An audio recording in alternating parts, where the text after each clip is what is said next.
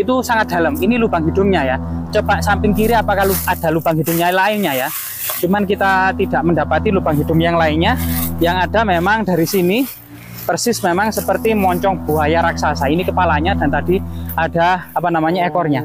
Di area ini batu-batu seperti ini cukup banyak yang menandakan dahulunya kemungkinan di sini adalah sebuah kompleks semacam kompleks prasejarah gitu ya. Nah ini, jadi ini kepala buaya persis seperti buaya dari sini ya. Nah ini sesuatu yang aneh dan kemungkinan memang ini salah satu tinggalan peradaban leluhur kita masa prasejarah. Masa prasejarah itu memang tidak banyak batu yang dipahat ya, seperti kemudian dibuat arca, seperti arca Trimurti, seperti Siwa, Brahma, Wisnu, atau mungkin Parwati, Ganesha, Nandiswara, atau Lembu Nandi, atau kemudian arca Buddha gitu ya. Tapi masyarakat prasejarah ini masih kemudian menghargai alam. So guys, jangan lupa like, subscribe, dan komen ya kan.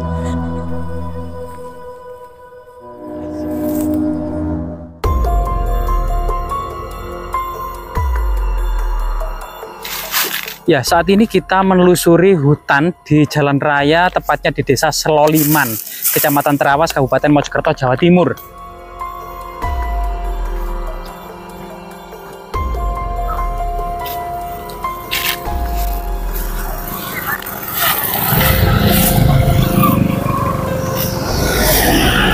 Nah,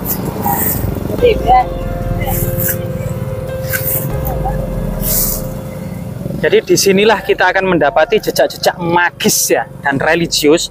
Ada beberapa koin dan perdupaan yang dipasang.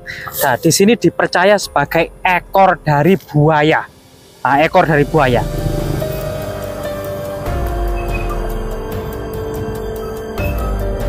Nah, yang konon katanya memang sejak dahulu sebelum pelebaran jalan ini kita akan mendapati di sini banyak sekali koin-koin kepeng. Koin-koin bukan koin ya, koin-koin ya rupiah yang sengaja oleh warga ditaruh di lokasi ini. Jadi banyak sekali ya koin-koin di sini ya yang ditaruh lah ini. Ini ada semacam koin-koin termasuk bunga-bunga sekar dan perdupaan. Ya ini. Jadi artinya ini bukan batu biasa, melainkan menyimpan jejak magis dan religius, termasuk yang konon katanya selama pelebaran jalan ini batu ini tidak bisa dipecah, baik dengan dinamit maupun dengan kodam ya, tidak pecah, tidak bisa dipecah. Dan dipercaya batu ini sebagai ekor dari batu buaya atau batu bajul. Yang konon katanya ini ekornya di sebelah sana itu ada kepalanya, yang kemudian seiring dengan tebing ini tubuhnya ya, yang ditumbuhi pepohonan, pohon terutama di sini adalah pohon bendo. Nah, pohon bendo raksasa sini. Ada jalan semacam digunakan ya di lokasi ini. Coba kita akan mencari jejak-jejak artefaktual yang lain yang berhubungan dengan batu buaya, jejak magis ya. Jejak magis. Ini kelihatannya batu alam biasa. Cuman di sini ya, ini cukup magis dan aneh pohon ini. Kita akan mendapati banyak sekali kayak kepala sosok-sosok aneh-aneh gitu loh ya, yang menempel di pohon ini ya. Mbak, permisi Mbak, rahayu Mbak. Mbak, rahayu Mbak. Jadi kita mencoba ya, nah, menelusuri selain jejak batu bajul yang ada di lokasi ini, itu juga ada kayu aneh. Nah, itu juga mulutnya menganga, mulutnya terbuka itu, seakan-akan mau menelan siapa gitu loh. Nah, di sini coba kita teliti ya. Lah, di sini ada beberapa tongkat sakti, kayak tongkat ular gitu loh ya. Jadi pohon-pohon aneh menyerupai ular ya. Nah, termasuk ini ya, ada tongkat-tongkat yang aneh yang menempel di pohon aneh ini juga. Nah, ini. Nah, memang banyak keanehan-keanehan ya, termasuk di atas itu juga banyak keanehan-keanehan yang lainnya. Hampir-hampir semacam kayak orang-orang bunian yang mengumpul menjadi satu gitu loh, menempel gitu loh. Nah ini, kalau malam pasti ini sangat seram sekali ini.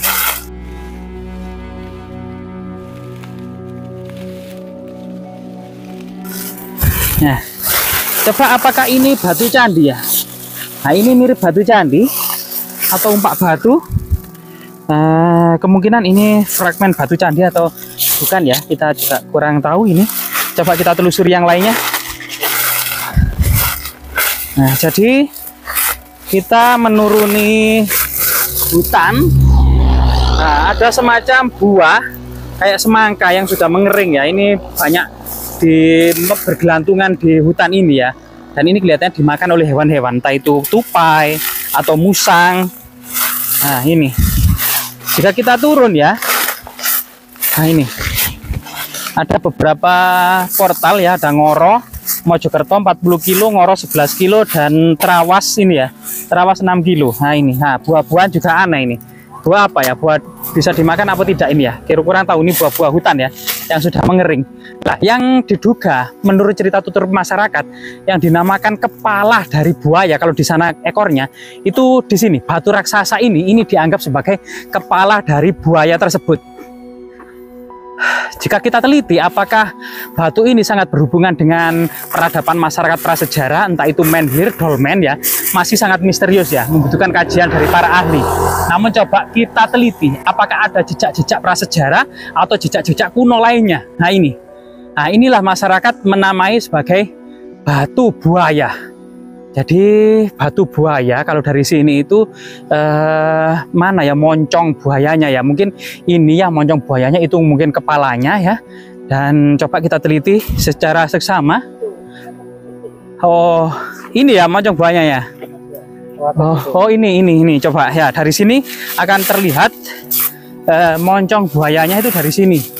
Nah ini moncong buayanya dari buaya.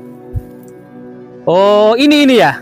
Nah, jadi ternyata memang batu-batu di sini cukup banyak dan aneh-aneh. Nah, yang dimaksud dengan moncong buaya kita salah tadi. Ternyata salah kaprah. Lah inilah batu buaya tersebut mirip sekali dengan rupa buaya. Jadi ada hidung yang moncong di sini gitu ya. Dan betul-betul moncong yang berat, dan ini ada memang benar-benar kayak lubang hidungnya. Jadi lubang hidungnya ini sangat dalam, jadi kayu saja jika kita masukkan itu sangat dalam. Ini lubang hidungnya ya. Coba samping kiri apakah ada lubang hidungnya lainnya ya. Cuman kita tidak mendapati lubang hidung yang lainnya. Yang ada memang dari sini persis memang seperti moncong buaya raksasa. Ini kepalanya dan tadi ada apa namanya ekornya. Di area ini batu-batu seperti ini cukup banyak, yang menandakan dahulunya kemungkinan di sini adalah sebuah kompleks semacam kompleks prasejarah gitu ya. Nah ini, jadi ini kepala buaya, persis seperti buaya dari sini ya. Nah ini sesuatu yang aneh, dan kemungkinan memang ini salah satu tinggalan peradaban leluhur kita masa prasejarah. Masa prasejarah itu memang tidak banyak batu yang dipahat ya, seperti kemudian dibuat arca, seperti arca Trimurti, seperti Siwa, Brahma, Wisnu, atau mungkin Parwati, Ganesha, Nandiswara, atau Lembu Nandi, atau kemudian arca Buddha gitu ya. Tapi masyarakat prasejarah ini masih kemudian menghargai alam. Batu-batu diangkat sedemikian rupa, dibiarkan seperti bentuknya hanya merupai saja, dan itu kemudian dianggap sebagai lambang kesuburan. Dianggap sebagai lambang tempat bersemayamnya arwah-arwah leluhur, yaitu animisme, dinamisme. Disitulah kemudian dari peradaban asli Nusantara yang disebut Kabuyutan atau Kapitayan ini sebenarnya ada semacam tempat-tempat suci yang belum batu-batu itu dipahat, melainkan berupa menhir ya, tugu batu, atau berupa batu-batu yang memang menyerupai makhluk-makhluk berbahaya pada waktu itu, termasuk di hutan, misalnya gajah, singa, banteng, buaya, ular gitu ya. Dan itu merupakan dianggap sebagai among atau bagian dari arwah-arwah leluhur. Nah, ini sesuatu yang sangat magis dan sakral gitu ya. Nah ini, jadi sekali lagi dari sini kita akan memang melihat seperti moncong buaya yang ada hidungnya, dan batu ini ada lubangnya. Lubang apa yang ada di batu ini juga sangat misterius, dan penuh tanda tanya, tetap membutuhkan penelitian dari para ahli ya. Dan semoga kemudian situs-situs ini bisa terawat dan bermanfaat gitu.